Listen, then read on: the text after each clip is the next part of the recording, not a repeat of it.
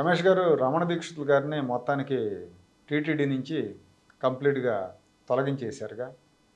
ఆయన ఏదో మాట్లాడాడు, గతంలో మాట్లాడారు. ఎప్పుడు 2018 ఆ టైంలో చంద్రబాబు నాయుడు గారి మీద విషం కక్కాడు. అసలు ఆయనకి ఏదో స్వామివారికి ఒక పింక్ డైమండ్ ఉంది, దాన్ని తీసుకెళ్ళి చంద్రబాబు నాయుడు ఇంట్లో పెట్టుకున్నాడు అన్నాడు. దాన్ని బేస్ చేసుకొని విజయసాయి రెడ్డి లాంటి వాళ్ళు చంద్రబాబు ఇంట్లో అసలు తవ్వాలి, మొత్తం తిరుపతి సొమ్ములన్నీ తీసుకెళ్ళి ఇంట్లో పెట్టుకున్నాడు అని చెప్పి విజయసాయి రెడ్డి కూశాడు. ఈ రమణ దీక్షితులు కూడా ఊరూరు తిరిగి ప్రెస్ మీట్లు పెట్టాడు. అసలు వెంకటేశ్వర స్వామి కానుకలు వేయొద్దన్నాడండి, కైంకర్యాలు సరిగా జరగట్లేదన్నాడు, రకరకాల ఆగమ శాస్త్ర ఉల్లంఘనలు అన్నాడు, తవ్వుతున్నారు గుప్త నిధుల కోసం అన్నాడు ఆ రోజు. అంటే కూడా రమణ దీక్షితుల మీద ఏం చర్యలు తీసుకోలేకపోయాడు చంద్రబాబు నాయుడు. కానీ ఇవాళ సేమ్ అవే డైలాగులు, పింక్ డైమండ్ గురించి అవే డైలాగులు ఎట్లా చేసే కాదు పోలికి తప్పు. అది ఓపెన్ గా బయట అన్నాడు అప్పుడు.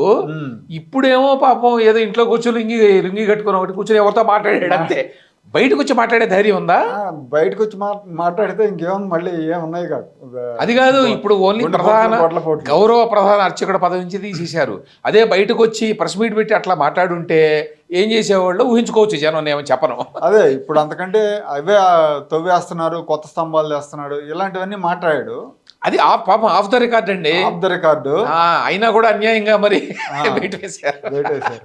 అదే కనుక పబ్లిక్ లో మాట్లాడితే ఏం చేసేవాళ్ళు? కొంతమంది అయితే అలా తీసేయటం ఏంటి ఏకపక్షంగా కాదు. ఇక్కడ నాకైతే మాత్రం నాకేమనిపించిందంటే ఆయనకు జరగాలి అనుకున్నాను. కాదు, నేను ఇప్పుడే దగ్గర దేవుడి మీద తప్పుడు ప్రచారం చేసావు నువ్వు. నీ మనసులో దుగ్ధ పెట్టుకొని, నీ మనసులో దురాశ పెట్టుకొని, నీకు కావాల్సినవి ఇవ్వలేదని నువ్వు చేసేవన్నీ తప్పుడు పనులు. కొండ మీద ఎవడెవడికో యాగాలు చేస్తావు, కొండ మీద యాగాలు చేయకూడదు. అంబానీకి చేశాడు. ఇవన్నీ చేసి చంద్రబాబు నాయుడు మీద వ్యతిరేకతతో దేశం అంతా తిరిగి చేస్తే ఆ రోజు ఏం కాలే ఇతనికి. కానీ తిరిగి వచ్చింది, కొట్టింది ఇప్పుడు అని నేను అంటున్నా. కొంతమంది తెలుగుదేశం మిగతా వాళ్ళు కాదు యాక్చువల్గా అదే చెప్పబోతున్నా. ఇందాక నేను ట్విట్టర్లో యాక్చువల్గా రాసి వస్తున్నా ఇప్పుడు ఇక్కడికి. ఏంటంటే ఆయన లోకేష్ గారు ట్వీట్ పెట్టాడు. అదే ఏంటంటే ఇంత అన్యాయంగా ఇతను చేస్తారా తిరుమలలో వాటి మీద అతను ఎక్స్పోజ్ చేస్తే అని. ఇది కరెక్ట్ కాదని పెట్టా. ఏం పెట్టానంటే ఇతను ఆ రోజున చేసిన ఆరోపణల్లో నిజం లేదు, పచ్చి అబద్ధాలన్నీ మాట్లాడింది. కాబట్టి ఈ రోజు ఏదైనా మాట్లాడితే అందులో నిజం ఉందని మనం అనుకోవడానికి లేదు. First point.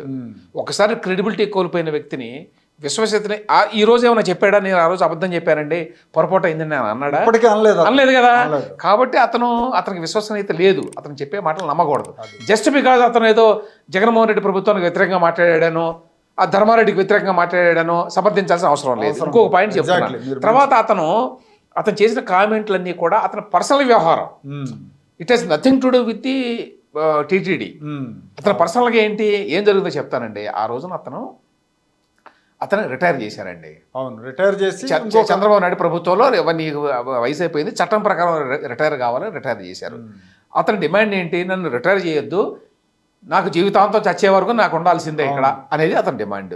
ఆ డిమాండ్ని వాళ్ళు నెరవేర్చలేదు కాబట్టి అతను అడ్డగోలు ఆరోపణ చేశాడు. అప్పుడు ఉన్నటువంటి జగన్మోహన్ రెడ్డి, విజయసాయి రెడ్డి వీళ్ళంతా ఇటువంటి అడ్డగోలు ఆరోపణలకి వాడు చాలా చక్కగా ఛార్జీలు ఇచ్చి మొత్తం తిప్పారు చేస్తారు కాబట్టి వాళ్ళు చేశారు. బాగానే ఉంది. వాళ్ళు నాకు మంచి పదవి ఇస్తారు, కిరీటం పెడతారు, పింక్ డైమండ్ వచ్చి నా జేబులో పెడతారు అనుకున్నాడు ఈయన.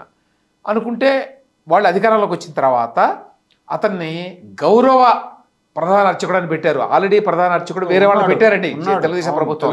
అంటే దాని సీనియారిటీని పెట్టారు ఎవరినో. అతను ఉండగా మళ్ళీ ఇతను తీసుకురావడానికి మిగతా వాళ్ళంతా ఒప్పుకోకపోతే అప్పుడు వీళ్ళు ఏం చేశారు, ఇది కుదరదు, వ్యవహారం చాలా గొడవ ఉంది, మళ్ళీ ఇతన్ని ప్రధాన అర్చకుడు చేస్తే అని చెప్పి గౌరవ ప్రధాన అర్చకుడు అని చెప్పి ఒకటి క్రియేట్ చేశారు పదవిని. అయితే ఆ గౌరవ ప్రధాన అర్చకుడికి ఏముండదు, ప్రధాన అర్చకుడే ఆయన ఆధ్వర్యంలోనే పూజలు జరుగుతాయి తిరుమలలో, అతనికి అన్ని అధికారాలు ఉంటాయి, ఇతనికి ఏముండదు. అప్పటి నుంచి ఇతనికి పట్టుకుందండి, నాకు నాకేదో పదవి ఇవ్వాలి. అప్పటి నుంచి అప్పుడప్పుడు ఒక జ్ఞాన గుళికలు కొన్ని వదులుతున్నాడు మధ్యలో. ముఖ్యమంత్రి గారికి తెలియకుండా ఇక్కడ అనేక కార్యక్రమాలు జరుగుతున్నాయి, ఇట్లాంటి జ్ఞాన గుడికలు వదిలాడు మధ్యలో, తెలిసే జరుగుతున్నాడు, మధ్యలో చేశాడు. ఇవన్నీ ఎన్ని చేసినా అక్కడ పట్టించుకోడు. ఆ విషయంలో జగన్మోహన్ రెడ్డిని అభినందించాలండి, నేనైతే అభినందిస్తా. ఆ విషయంలో అతనేం పట్టించుకోవాలి, లైట్గా ఇతనంతా ఇతని సీన్ ఎంత అని పట్టించుకోకపోతే చాలా కాలం పాటు అక్కడ ఇక్కడ ఇవేవో చేసి ఇప్పుడు ఆయన్ని జగన్మోహన్ రెడ్డి నేరుగానే అంత ధైర్యం లేదు కాబట్టి ఈ ధర్మారెడ్డి పేరుతోటి ఆ పేరుతోటి అది కూడా ఆఫ్ ద రికార్డు ఎవరినో కలిసి ఇంట్లో మాట్లాడాడు, బయటకు వచ్చి మాట్లాడాలి, అది కూడా గమనించాల్సిన విషయం. ఇప్పుడు కూడా ఏమిటి ఇతనికి ఏదో ఇవ్వలేదని, అంతేగాని అక్కడ ఏదో తిరుమల గురించో లేకపోతే గతంలో నేను చేసినటువంటి పొరపాట్లు చేశాను, అవన్నీ అబద్ధాలు మాట్లాడాను, అది మాట్లాడకూడదు నేను ఆ పదవిలో ఉండి అనేవి అనలేదు ఎక్కడ.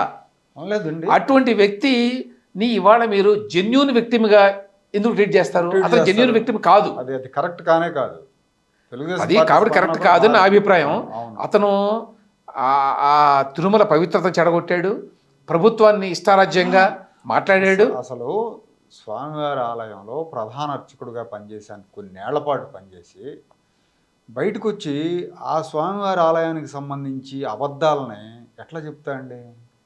అందుకనే దేవుడిని నమ్మట్లేదేమో, జస్ట్ నమ్మకం లేదని ఇంగ్లీష్లో ఎనిమీస్ మై ఫ్రెండ్ అంటారు కదా, ఆ సూత్రం పాటిస్తున్నట్టున్నారు వీళ్ళు. అది కరెక్ట్ కాదనేది నా అభిప్రాయం.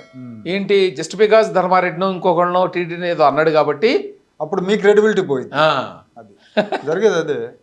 మీరేమైనా పెద్ద పని వాళ్ళ అంటారు రేపు పొద్దున. ఇప్పుడు దాకా ఏదో కొంత తేడా ఉంది కదా. అవును, కాబట్టి అది కరెక్ట్ వ్యూ కాదనేది నా అభిప్రాయం. ఆయన దీక్షితులు గారిని ఎంత మాత్రం కూడా సమర్థించకూడదు ఈ విషయంలో. థ్యాంక్స్ అండి.